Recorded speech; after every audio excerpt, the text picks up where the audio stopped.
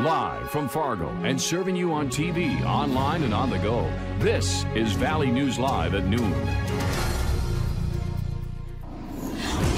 New for you at noon, the Sheriff's Office in Beltrami County needs your help finding a missing man. Hi, everyone, and thank you for joining us. I'm Jordan Schreier. The man is Derek Harper on your screen, born in 1987. He's described as 5'11", 180 pounds, brown eyes and brown hair. He was last seen wearing a white t-shirt, gray sweatpants, black coat, and tan Timberline shoes. The missing man was last seen in the Pennington area in the southeast part of Beltrami County. If you know of his whereabouts, call the Beltrami County Sheriff's Office number on your screen, 218-333-9111. It's about the water, not the wind, with Hurricane Florence already. The center of the eye of that hurricane made landfall in Wrightsville, North Carolina this morning. The storm, now a Category 1, dumping rain on North Carolina and pushing a storm surge taller than most people onto communities near the coast. Folks on the north side of Florence are getting the worst of this flooding. Craig Melvin has more on the devastation. Overnight, Hurricane Florence, the massive slow-moving storm, downgraded to a Category 1 hurricane, but still hammering the Carolina coast. Oh my gosh. With whipping winds and unrelenting rain. This morning, the reality is somber. The storm surge already leaving some North Carolina communities underwater. Among them, New Bern, where despite mandatory evacuation orders, dozens of people have been rescued and nearly 150 others are stranded and need help. The city tweeting, "We are coming to get you." In Topsail Beach, the canopy at this gas station toppled by powerful winds. Take the storm very seriously because it's going to be upon us for at least 48 hours. And it's going to pound us for quite some time. Wilmington, North Carolina, right in the storm's path, issued mandatory evacuation orders. This part not as right before the storm hit, Mayor Bill Saffo and I surveyed what should have been empty streets. I love everything about North Carolina. I just hope it don't get messed up too bad. weren't you supposed to evacuate? No, I hadn't heard anything about that. Surviving this storm will be a test of endurance, teamwork, common sense, and patience.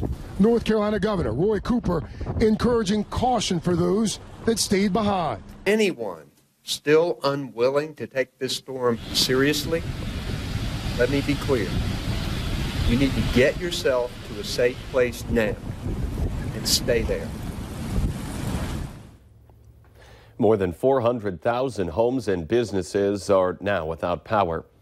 And for a check of the forecast in our area, let's go to Storm Team meteorologist Lisa Green.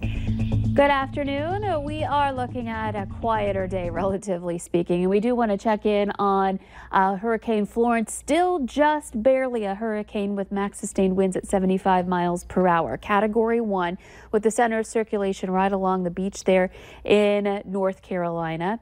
Gust to 100 miles per hour. It's drifting off to the west at 6 miles per hour. So zooming in a little bit more, you can see it swirling that center of circulation, that eye just southwest of Wilmington, heading to the west and toward South Carolina here this afternoon. We're still looking at the threat for tornadoes, those strong, of course, hurricane force winds this afternoon. And of course, we just talked about that, the concern about all of that rain and flooding as this sticks around for some time. Looking over to our area, it's of course much quieter. We're looking at some thicker cloud cover up to the northern valley. That's where we've seen a little bit of drizzle and light rain that should continue to lift northward. And we're warming up in the south, 72 degrees in Fargo. In contrast, it's only 55 in Roseau, so grayer and cooler there. This afternoon, we'll watch those temperatures rise into the mid-70s and chances for rain and thunderstorms increasing into tonight. And we'll have details on that and a look at your weekend, too, coming up. All right. Thank you very much, Lisa.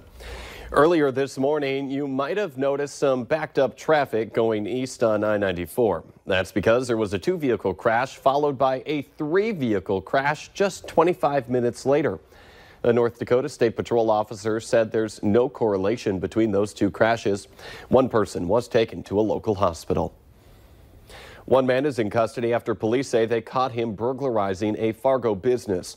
They say a passerby saw a man ride his bike up to the shop in the 2600 block of First Avenue North around midnight. They then heard glass break, and that's when they called police. Officers say the suspect tried running away when he saw them, but he was captured about a block away. 30-year-old Zachary Payne is in jail on charges of burglary and failure to halt. A West Fargo man is in jail after police say he tried breaking into a number of apartments in South Fargo. They say someone living in the building in the 1700 block of 39th Street South reported seeing someone going door to door around 1 this morning, looking like he was checking for unlocked patio doors. Officers tracked down this man, 30-year-old Jean Robideau, and say he had burglary tools on him. They also say he had keys to a car that had been stolen earlier in the day. They then found that stolen car nearby. Robideau is in jail on charges of attempted burglary, theft of a motor vehicle, and possession of meth. A 22-year-old Fargo woman is also in jail after rolling her car in Fargo last night. Police say Jaylyn May was drunk at the time, and they say she had a child in the car with her. No one was injured. The youngster was in a car child seat. The crash happened in the 300 block of 30th Avenue North about 10 o'clock last night. A judge has denied a plea deal for a North Dakota man accused of handcuffing a 9-year-old boy as punishment. 24-year-old Christian Ratliff of Minot is scheduled to stand trial on Monday for a felony child abuse charge that will make him spend the maximum of 5 years in prison. Ratliff was given the option to plead guilty for a lesser charge of child neglect in this 2016 case, which will give him no jail time. Paul Manafort has reached a tentative deal with special counsel Robert Mueller and is expected to plead guilty on charges of money laundering and failing to register as a foreign agent. But what does that mean for President Trump? Nikki Carvajal has more from Washington.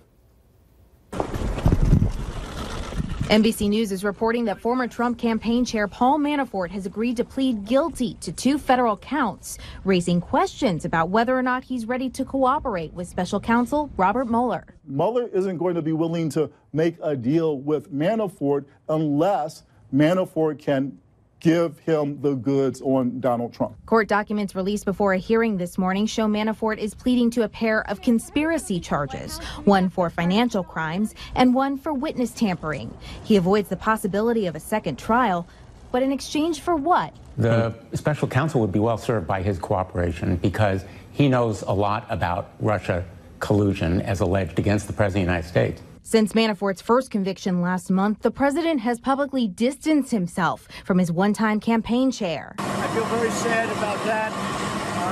It doesn't involve me, but I still feel, it's a very sad thing that happened. But President Trump's lawyer, Rudy Giuliani, says a plea deal wouldn't stop the president from pardoning Manafort. Runs afoul of any rational reason that you would pardon someone if they're admitting their guilt. Manafort will be the 4th former Trump aide to plead guilty to crimes uncovered during the Russia investigation. Nikki Carvajal, NBC News, Washington. Manafort is due in court later today.